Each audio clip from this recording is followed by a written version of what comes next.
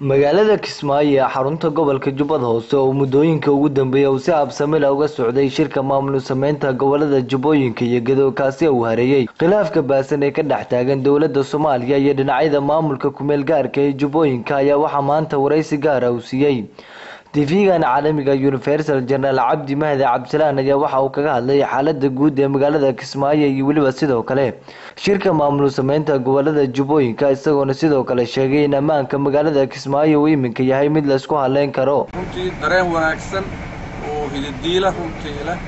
waa mar nabadgelyo ku sugan yihiin dadka intoodii badnayd hadda magaalada Kismaayo iyo gobolada siiba Jubbada Hoose oo dhan waxaan oran karnaa markii magaalada Jamaam kaliya laga reebo nabadgelyo xaalad nabadgelyo ku sugan yihiin oo ay wanaagsan yihiin waxaa kale oran karnaa dareenkooda hiddiila wacan baa u soo ifaysa yani maxay ahayd sidii deegaanta roobka oo kale salaalaxad maxay ahayd udug baa u soo uray waxa u soo uray runtii hiddiila wanaagsan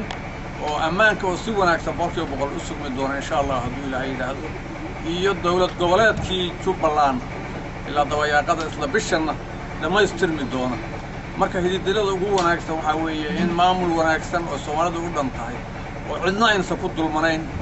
oo cidna aan maxay ahayd aan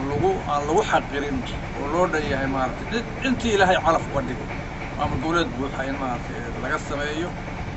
dadka in horumar loo sameeyo oo dhinaca arrimaha bulshada sidoo kale General Cabdi Mahdi Cabdisalaan ayaa mar uu ka hadlayay doorka dawladda ay ku aadan shirka maamul sameynta gobolada dhaca galbeedka koonfurta Soomaaliya gaar ahaan Jubbooyinka iyo Gedo ayaa waxa uu yiri